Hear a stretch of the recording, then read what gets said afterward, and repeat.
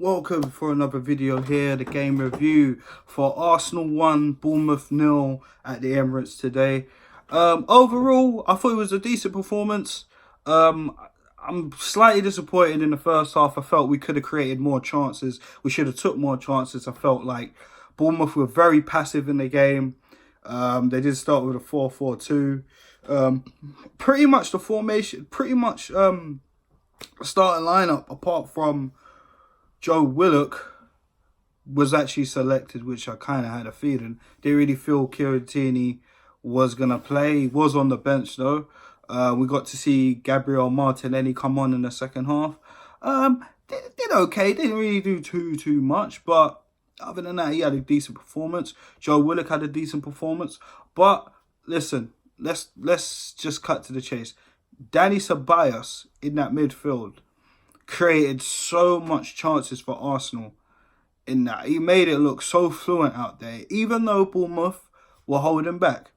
Do you know what I mean? They did have one opportunity where Callum Wilson was through and he did manage to slide it across the goal, but luckily Chambers was there just to make that decisive tackle. There was another incident where we were on the ball in the second half and Matteo Guendouzi, he had pretty much so much time with the ball, and then he pretty much gave the ball away, and then Bournemouth won the attack.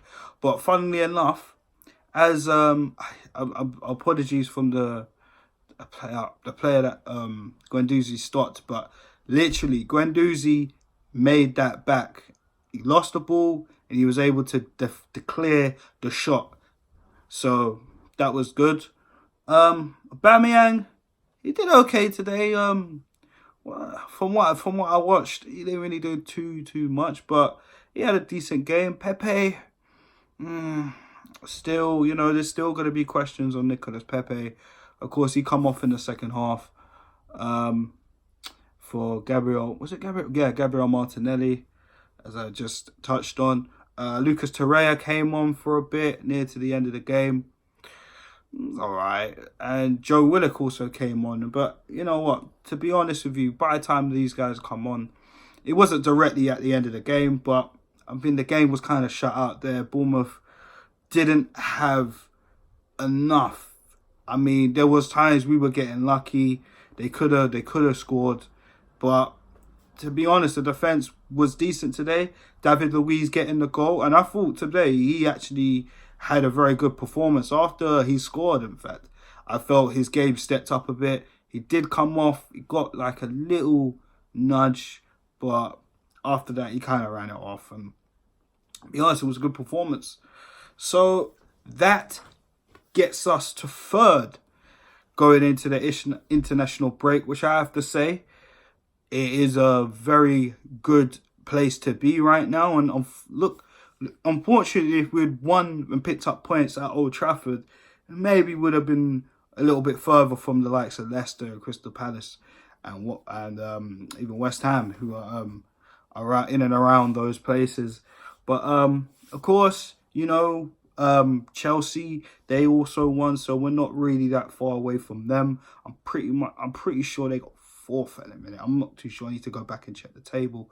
But all in all, good performance. I don't think I have to question Unai Emery on anything today. I don't know, man. I think maybe because of Bournemouth's performance, that kind of really, shelled things. But at the same time, I mean, there was nothing really wrong. I've been, from the selection that I picked in the preview, I mean, it wasn't really that much difference. Do you know what I mean? I knew he was going to pick that. Tierney was on the bench. Do you know what I mean? But he didn't get to come on. Bellerin was in the stands, as well as Edu. Do you know what I mean? But regardless of that, another good performance. And a clean sheet for Leno, his second clean sheet. His first clean sheet was, of course, the first game of the season away at St Mary's against Newcastle, which was also a 1-0 win. So what momentum can we take for this going in after the international break? I mean, players are going to be fit. Tierney's not going to be able to go to Scotland. The club thought it was in their best interest if he stays behind, which also I feel so, because we do not want to take any chances of him literally only just coming back into the team, but not starting for the first team, but playing Europa League games and, you know, the League Cup game, etc. You know, just slowly trying to filter him in.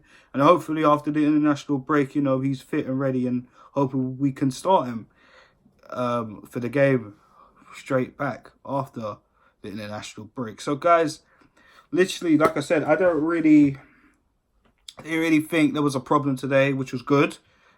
And 3 points, which is good. So pretty much that was it, guys. I have to wrap this up here. And man of the match for me, it's tough, man, because there was 2 players for me who I felt had a really good performance. One person, like in particular, I felt had a good performance. Then he started to slowly slip. But to be honest with you, I mean, his mentality is getting stronger and stronger each game. And another person who I feel we should really be looking to start in the game, in the central midfield area, because we need some creativity. And that's down to Dani Ceballos and Callum Chambers. And guys, let me know your thoughts in the comment section. Who do you think should get the Man of the Match award for this game? Dani Ceballos, Callum Chambers, or do you think somebody else should get it? Let me know in the comment section. So guys, that was my quick review of the Bournemouth game. Again, not really a lot to talk about. Do you know what I mean? I mean, the players did well. Saka had a good game. Do you know what I mean? Like, I think it's going to be a big season for him. Do you know what I mean? He's looking likely to be consistently playing. But Lacazette's more than likely to come back after the international break. And, you know, Arsenal have been posting on their Instagram and, you know, on his recovery, you know, he's getting there. So we'll have to wait and see. Do you know what I mean? And guys, let me know your thoughts on the Ozil situation. You know, I've kind of touched on that briefly. Basically saying, you know, like, I'll be real, like, I'm a bit annoyed because I would have liked to have seen Ozil play. But, you know, you have to look at the past. You know, he hasn't given enough for us. And, of course, we all can't forget the way he strutted off in the Europa League final when we all got battered by Chelsea. So, is this the end of Mesut Ozil?